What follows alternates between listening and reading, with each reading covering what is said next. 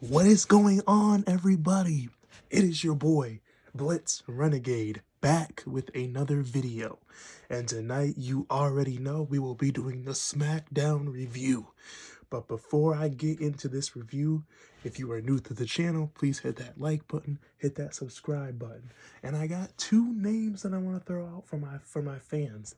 When I start doing my introductions, I'm going to stop saying hello, ladies and gentlemen, and I'm going to start referring to you guys as either the No Holds Barred Army, or maybe the No Holds Army, something like that, or the Renegades. So get in that comment section. Let me know what fits this YouTube channel.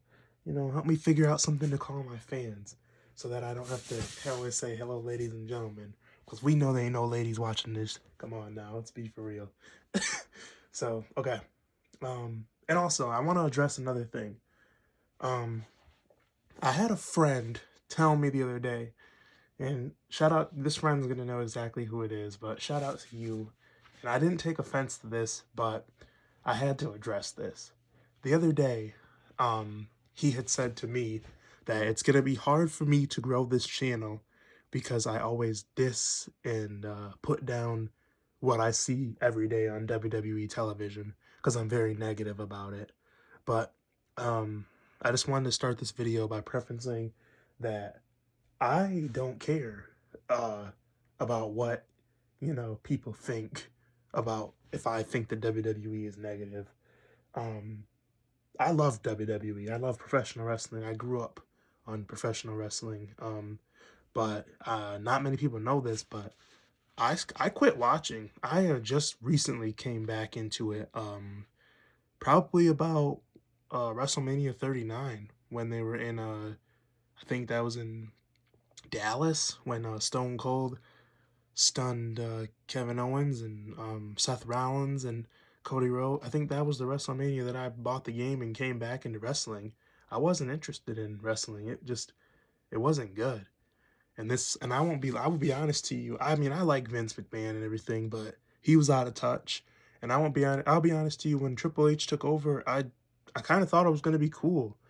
But I could just see, like, the way he was just glazing and marking out over himself at last year's WrestleMania, and trying to have Cody Rhodes be his, oh my, like, I just don't understand. So, like I said, I love WWE. I want the product to be good. I want it to go back to maybe not the 80s and the 90s, but just like go back to the just be decent, halfway decent. Like, you can't sit here and tell me that they're in a boom period because the people whose merch that they push is doing good. Like, come on now.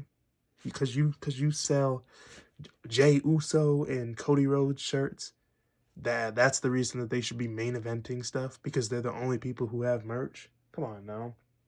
So, while some of you may say that I'm overcritical, I'm not gonna sugarcoat. Like I say, this channel is no holds barred, no flags thrown, and no fouls drawn. We don't run from anything over here. And to that friend who said I won't be able to find my niche, it's fine. It's fine, because I'm trying to push the truth out there. I'm not gonna sit back and, you know, be like any of these other channels, like Simon Miller, Dave Meltzer, JD from NY, who will just eat anything up that the WWE gives them, and are scared to criticize it because they're getting literally on the payroll. Like, no, I'm not gonna do that. So unfortunately, if the show stinks, the show stinks. I can't come in here and be like, tell you that I like seeing Meechin versus Chelsea Green, or I like seeing the Motor City Machine Bums versus Pretty Deadly. No, I'm not gonna sit in here and be like, that's cool, that's awesome, when I used to have Rey Mysterio versus The Big Show, or Kane versus The Undertaker, or John Cena versus Batista on regular TV, on Spike TV. Like, I'm not gonna do that. So, just a little rant for you guys. I'm gonna hit a niche. I'm gonna find people who agree with me in this wrestling community, And I'll for sure hit my niche for football when that time comes around because I love football. I was thinking about making some videos about the new free agent signings, but we're not talking about that right now. So let's just hope that WWE can reach its full potential soon and become great again. Wrestling can become great again. And all right, now let's just dive into tonight's SmackDown live from the Olympic Arena in Barcelona, Spain. The show started out with none other than L.A. Knight. Yeah. The new United States champion. Should have never lost the belt, in my opinion. It was, quite frankly and honestly, a waste of, you know, waste of a run. That should never happened. So, but he was out there. He had a three-way tag team match with Braun Strowman, Jimmy Uso versus Solo Sikoa, Jacob Fatu, and Tama Tongan. Um, Braun Strowman delivered a signature running power slam to Tama Tonga, and they got the victory. But after the match was over, Jacob Fatu jumped into the ring and he did like a splash on the Braun Strowman, and then he did the hip, the hip to the corner, or no, hip to the barricade. And this was funny because Joe Testicle yells out to Wade. He's like, we didn't bring enough security for the," like, because they're in Spain, obviously. So he claims that they didn't bring enough security over. And then I'll get to this later. But remember, Joe Testicle said they didn't bring enough security. I will touch back on this in literally after this next segment.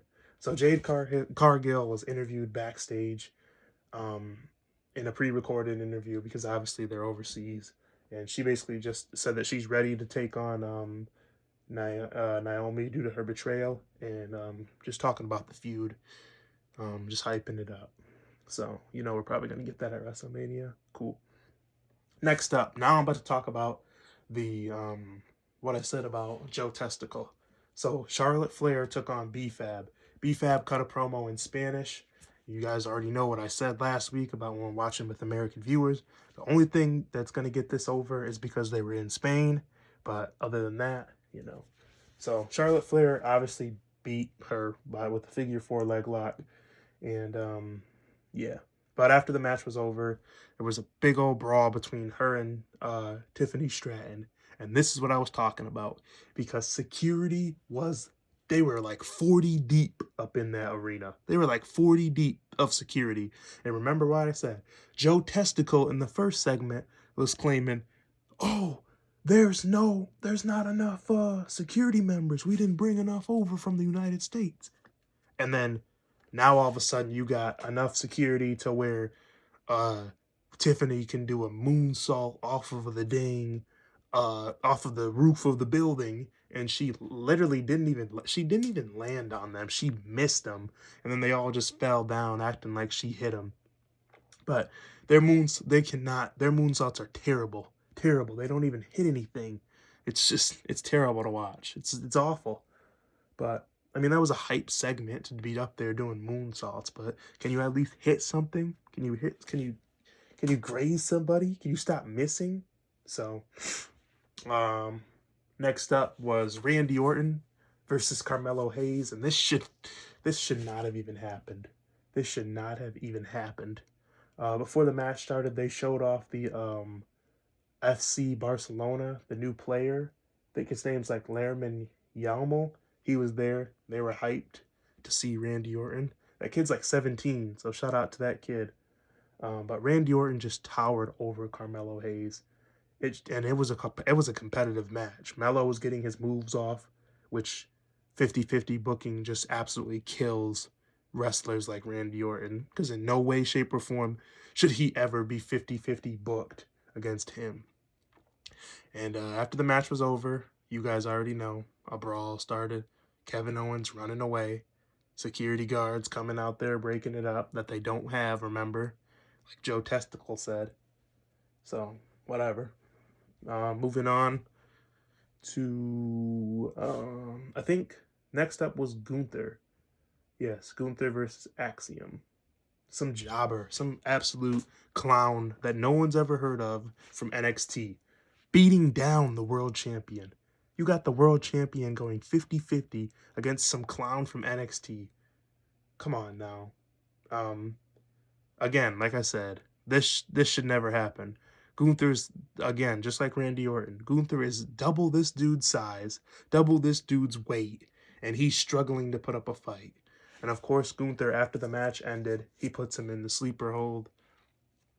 I can't even lie to you, I thought that he was going to put him in the sleeper hold, and then all you were going to hear was, Uso! And then Jey Uso would get the crowd to pop and come out there and save him, and Gunther would run away or something silly like that. But I'm surprised they didn't. And so, that was that. I'm missing one more match. I know what I'm missing. Uh, Jobber Mora, Shinsuke Jobber Mora. Lord, they absolutely ruined his theme music. It is horrible what they did to his theme music. That should never have been allowed. It used to be hitting. We used to be in the basement tweaking to that dude's theme music. Now, if someone were to ever, if I was here listening to that, I'm like, bruh, if you don't turn this, if you don't get that bull out of my face, man. Like, that's what I was thinking. If you don't get that out of my face, he took on Damian Priest. Um, Drew McIntyre came out and interrupted it. No one won. It was ended in disqualification. And then Shinsuke hit him with a Kinshasa in the back of the head.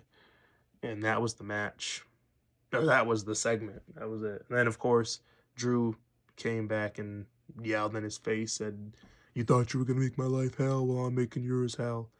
This is what you're going to get for ruining my WrestleMania match," or something stupid like that. Like, whatever. Cool. Whatever. Next up, I believe, I don't know which one was first, but we can skip to Miz TV. That was next, I believe. The Miz comes out ready to host Miz TV with the special guest of none other than the WWE World Champion, the American Nightmare, Cody Rhodes. They play Cody Rhodes' music. He comes out ready for the crowd was waiting for him to stop the show. And then they were about to hit the whoa, but the Miz was like, turn the music off, cut the music. Cut the music, and then the Miz was like, I don't have time to, do the woes. And Cody Rhodes just immediately gets in there and hits him and hits the crossroads. And then says, I don't want to talk to anybody unless it's John Cena. And then that was the segment. Complete waste of time, in my opinion. Complete waste of time. If you wanted to do that, you could have done that last week on Raw or Smack. You could have done that. I don't know. You could have done that. You could have done that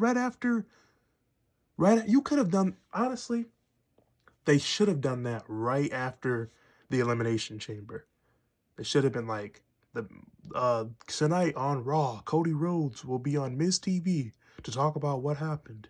I feel like that would make more sense. But now they're like slowly just killing the mystique of it because Rock and John Cena are off doing movies that no one wants to see or cares about.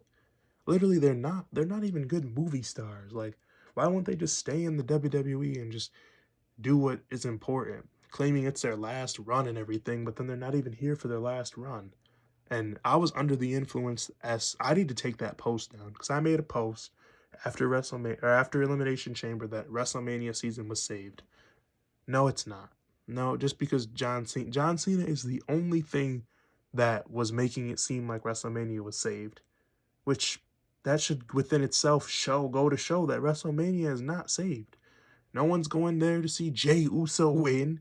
No one's going there to see Tiffy versus Charlotte. No one's going there to see no Chelsea Green or no Street Profits or no Randy. Like, no one's going for any of that. No one cares about none of that. Everyone is literally there for John Cena, and he's not even there for them. So, it's just frustrating. Okay, and then last segment of the night, Paul Heyman. Paul Heyman uh, impressed me a lot tonight. I I thought this was good. He came out there and he came out and cut a promo. I'm trying to find the transcript for. Okay, here we go.